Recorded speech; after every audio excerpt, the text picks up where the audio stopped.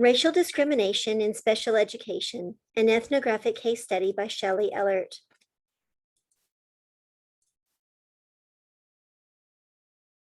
The name Colette Williams is a pseudonym used in this report to protect the privacy of the interviewee. Colette was adopted into a middle-class white family who also had other adopted biracial, Black and white children. Being raised in a predominantly white environment was normal to her, since that's all she knew. At the age of 5, she was having some strange symptoms, which prompted her parents to seek medical help. After several misdiagnoses, she was seen by a neurologist who discovered her brain tumor and operated to remove it. Her recovery included having to learn to walk and talk again, and it left her with some coordination difficulties, linguistic processing issues, short-term memory problems, and trouble with mathematics and reasoning. When she got physically strong enough, she returned to school. Having previously been in kindergarten, she entered the 1st grade. Because of her new learning difficulties, she was issued an individual educational plan, IEP, which placed her in resource classes for the first part of the day. Because of her intellect having been strong before her surgery, she could do many things and had a better than average vocabulary, but being labeled learning disabled resulted in some teachers questioning her integrity when her schoolwork was above that which they felt was within her range of capability. She felt that this was due to their discrimination of those with IEPs.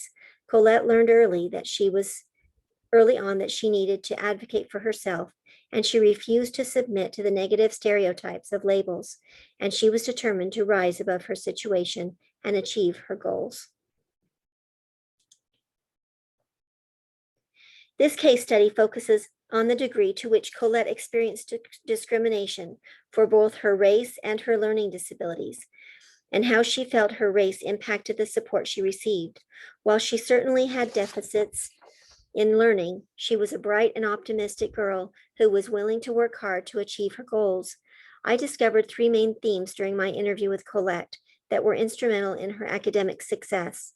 They are: 1, the support of her father; 2, her desire, tenacity, and drive; and 3, positive role models. Either her father or her mother were at her bedside the entire time she was in the hospital. Her father would come at night and sleep sitting up next to her bed. Upon her return home, he worked with her tirelessly to help her regain her physical strength. During her schooling, he was never too tired to help her with her schoolwork. He would discover different ways to explain things to her when she didn't understand, and until she got it. He never doubted that she could accomplish anything that she set her mind to, but he also understood that accommodations such as extra time were necessary.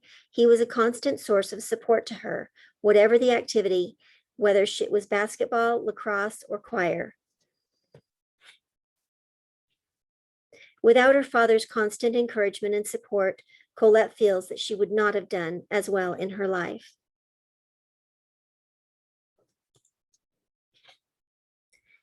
A growth mindset is defined as people believing that their most basic abilities can be developed through dedication, hard work. Brains and talent are just the starting point. This view creates a love of learning and a resilience that is essential for great accomplishment. Colette possessed a rare set of qualities that enabled her to see her situation both as a Black girl and in a predominantly white school and as a person with learning differences as challenges to overcome and not succumb to. Her grit and tenacity enabled her to make the most out of difficult and painful experiences and helped her to accomplish her goals. She was responsible and advocated for herself and learned ways to compensate for her learning disabilities. She also learned compassion, forgiving those who treated her poorly because of her race or learning difference. By high school, she had decided that she did not want to be in resource classes, and she felt that the expectations were too low. According to a deal that she made with her teachers and parents, she kept her grades high so that she would not have to go. Colette was impressed by the talent, class, and beauty of Whitney Houston, and she sought to emulate her. Michael Jordan's story of not making his high school basketball team and then rising to become one of the world's greatest players of all time inspired her to shake off the opinions of others and keep trying no matter what her dreams. Don't let negativity given to you by the world disempower you. Instead, give yourself that which empowers you. Les Brown has also been a great source of motivation for her. As a successful author and motivational speaker, he came from a humble background and now influences millions of people with his words of wisdom. Black and Hispanic students are placed in special education more often than their peers when they are in majority white schools, but in predominantly minority schools, when surrounded by other non-white students, Black and Hispanic students are less likely to be placed in special education. In fourth grade, a Black student attending school where more than 90% of students are minorities is roughly 9 percentage points less likely to be identified as disabled than the observationally identical Black student in a school with fewer than 10% minorities. Teachers in majority white schools are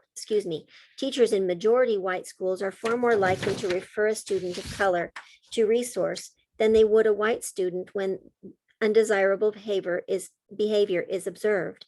Conversely, the opposite can also be true. Often these students are stereotyped as lazy or troublemakers, rather than looking at the possibility that they have a learning difference. When any student is denied services because they exhibit undesirable behavior that seems to fit a certain biased stereotype, there is a great injustice perpetrated. Learning Disabilities Association of America says, quote, Black students may be placed in special education at a higher rate than their peers, but there is evidence that they are more likely to be identified as intellectually disabled or behaviorally disordered, rather than having a learning disability such as dyslexia or other conditions such as speech or language impairment or ADHD. Being both a Black minority and having a learning disability could have proved to her undoing, but somehow Colette shed the labels and not only earned her high school diploma, but also her certified nurse assistant certification through concurrent enrollment. When Colette decided that she wanted to do something, she didn't let anything stand in her way. When she was a senior in high school, she took the opportunity to sing a solo part in a choir piece. It required her to memorize the lyric, which was no small accomplishment, but she amazed everyone with her performance and received a standing ovation after the performance.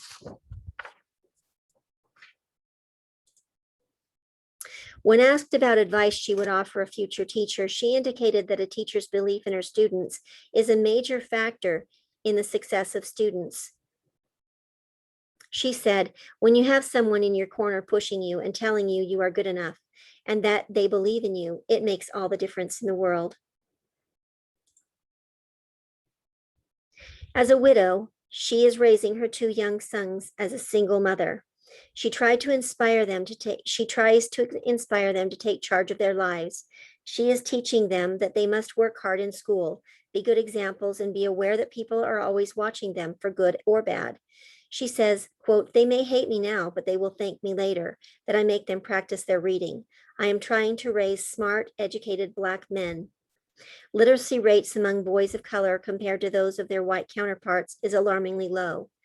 Less than 15% of fourth grade Black boys are at grade level, while 38% of white boys are proficient. Math statistics are equally dismal with similar numbers. In order to help our students achieve academic success, we need appropriate evaluation, resource material and support, diversity in literary material, technological assistance, and home support. Paying attention to students who appear to be struggling and not making assumptions as to why is an important first step toward getting them appropriately evaluated to determine where they may have deficits in their learning. Once a learning difference is identified, scaffolding can be put in place. Sometimes an IEP is needed to ensure that they receive the accommodations needed. It is also important to broaden the diversity in the library and other reading materials. When a child of color has access to characters with whom they can identify, who are the heroes of the story, great strides can be made in helping them learn that they are capable of great things. Allowing and encouraging the use of technology to help support students must also become part of the norm. Providing ways for children to access, comprehend, and engage with the material will result in greater interest and better learning outcomes. Finally, communication with the parents is essential in order to get them on board, helping their child with at-home projects and homework. Knowing our students and developing a relationship with them is crucial to their academic performance, but it also helps to build their self-esteem. When a student feels that they matter to their teacher, they feel safe. When they feel safe, they are willing to take risks in their learning. Respecting our students is the first step in creating an atmosphere where learning can take place.